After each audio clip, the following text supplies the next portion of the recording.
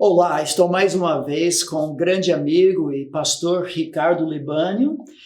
Estamos falando sobre a preparação da próxima geração para o casamento. Não somente a cerimônia, mas incluindo a cerimônia. E ao longo dos anos temos trabalhado juntos, eu tenho me impressionado com o seu investimento na vida de jovens, como pastor, um dos titulares da nossa igreja, mas com um investimento bem específico, tanto na igreja como no seminário bíblico Palavra da Vida, com jovens. E uma das áreas que eu sei que tem sido uma grande preocupação na sua vida é justamente esse preparo e até mesmo a cerimônia de casamento. Quais seriam alguns equívocos, dificuldades que você tem enfrentado no trabalho com jovens nessa questão?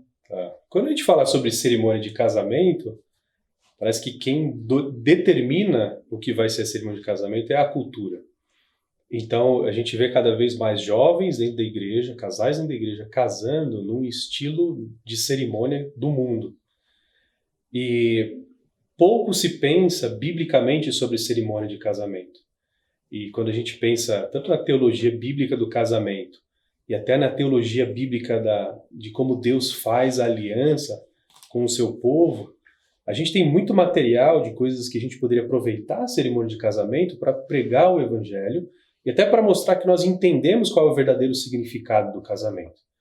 Então o que a gente vê é muito dinheiro sendo gasto.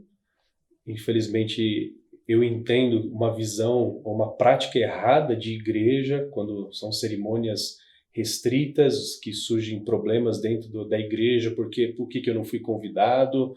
Ou chega para uma programação de jovens e tem poucos jovens ali porque, na verdade, parte foi convidada para o casamento, parte não foi. Então, eu vejo que, às vezes, a gente perde uma oportunidade de mostrar o evangelho, de mostrar o que o casamento aponta por causa de influência cultural. Qual seria a parte mais importante da cerimônia de casamento e como que o casal pode ser preparado para aquele momento? A parte principal são os votos. Né? Então, o momento que um se compromete com o outro diante de testemunhas e diante de Deus. Às vezes o casal está tão preocupado com a cerimônia, com a festa em si, que o noivo e a noiva vão preparar os votos um dia antes, quando já está todo mundo estressado. Bom, pastor, acredita, eu já escrevi 1 hora antes da cerimônia para o casal, que eu insistia que eles fizessem isso. Fizeram todos os planos, grande recepção, e não fizeram os votos. E eu mesmo precisei escrever, porque os dois estavam doidos. Isso é um absurdo. E eu sei que você tem tido experiências também semelhantes. Eu acredito nisso. Mas é interessante que quando a gente ensina o jovem e mostra que a essência do casamento, a parte principal, está nos votos, o que eu tenho percebido é cada vez mais as pessoas se preparando antes. Às vezes o casal senta junto e eles pensam nos votos juntos, né? Porque parece que existe uma lenda, né? Que assim como o noivo não pode ver o vestido da noiva, também um não pode ver os votos um do outro, né? Sendo que os votos é um contrato, é algo formal, né? E a gente não assina um contrato só que a gente vê na hora, a gente vai montando esse contrato junto, o que está envolvido em tudo isso. Então é uma coisa até que pode ajudar o casal a se preparar para o casamento, eles escreverem os votos juntos. E algo bíblico, né? Porque casamento bíblico é uma aliança acima de tudo, não é conveniência, não é sexo, não é dois vivendo mais barato do que um, é essencialmente uma aliança. Então o acompanhamento faz parte disso. Mas quais são outros aspectos da cerimônia? Eu não sei, padrinhos, festa, chegada da noiva, outros aspectos que precisam ser repensados biblicamente. Acho que padrinhos e madrinhas, né? Se o entendimento de padrinhos e madrinhas são pessoas são amigos que vão influenciar o seu casamento, são aqueles para quais você vai buscar ajuda quando estiver em crise. Faz sentido um casal cristão escolher padrinhos e madrinhas cristãs. Então são pessoas que você pode confiar que vão dar conselhos bíblicos, né? Eu acho que tem outras formas de honrar amigos não crentes durante a cerimônia de casamento. Então vão dar conselhos bíblicos, não somente micro-ondas ou geladeiras, porque muitas vezes é isso, pessoas que vão me dar um bom presente, mas o maior presente será o acompanhamento, inclusive, depois do casamento. Exato. Eu sempre dou exemplo de Sansão, né? Sansão casando com uma filisteia e ele teve padrinhos filisteus e no fim um dos padrinhos saiu com a noiva, né? Então, escolha bem quem vão ser os seus padrinhos e madrinhas. Né? Uau, é bem difícil quanto a isso. Quais seriam algumas recomendações bem práticas para um casal? Vamos imaginar um casal, ficaram noivos, tem 1 ano até o casamento.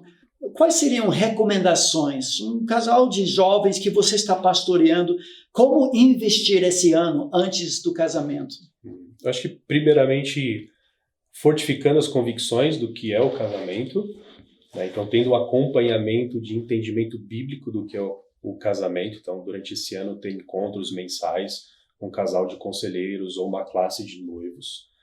Conversar com alguém entendido da área de finanças para fazer um planejamento financeiro e para chegar no casamento não com dívidas, né? Mas é tão legal ver casais falando para mim, pastor, a gente vai casar e zerado de dívida porque fez um bom planejamento. Às vezes nem todo mundo tem facilidade com isso, então busque ajuda na igreja para isso. Outra questão é pensar na cerimônia de casamento incluindo a igreja. Então, local, horário, um ambiente onde a igreja pode participar, porque se o casamento reflete o casamento de Cristo e a igreja participando da cerimônia de casamento torna essa cerimônia ainda mais bíblica e você consegue expressar isso de melhor forma na cerimônia, né? Você poderia comentar um pouco sobre a questão financeira da cerimônia, da festa? Eu vejo, às vezes, casais gastando uma fortuna pelo temor aos homens, para impressionar outros. Algumas considerações quanto a isso? Sim. Eu já vi casais passando fome na lua de mel porque gastaram demais na festa, né?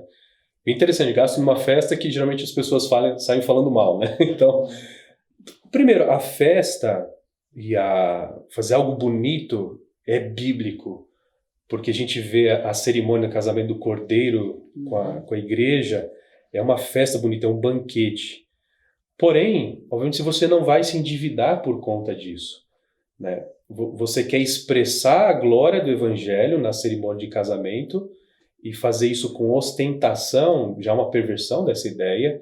Você endividar uma das famílias, às vezes por tradição, fica tudo por conta da família da noiva, e aí o pai da noiva que se vire para pagar, e aí você acaba prejudicando uma família. Tudo isso é perversão do que o casamento representa. Então, é interessante, porque os casamentos mais leves, mais alegres que eu participei foram os mais simples. Eu participei de um casamento que foi durante a greve dos caminhoneiros. Então, pouca gente pôde participar, né? O casal não tinha muitos recursos, mas foi um casamento tão os amigos próximos, e todo mundo ajudava a servir, não tinham garçons nem nada. E foi tão gostoso, foi tão leve. E é isso que expressa o casamento. O casamento de Cristo com a igreja, quando nós nos encontrar com Cristo, vai ser algo alegre, vai ser algo gostoso, não vai ser aquela pompa, aquela ostentação e pessoas se comparando. Tudo isso é perversão do que é a cerimônia de casamento. Muito bom. Nós já falamos no outro programa que recomendo, se você não assistiu, sobre esses planos, a preparação durante o ano antes e tudo mais, mas você tem um blog fantástico, inédito. Nós vamos passar aqui, o nome do blog é? Noivado Bíblico. Ok. E resgata princípios bíblicos, não para estragar a festa, mas com equilíbrio. E são vários artigos que tratam, inclusive, de elementos da própria cerimônia, a escolha dos padrinhos e tudo mais.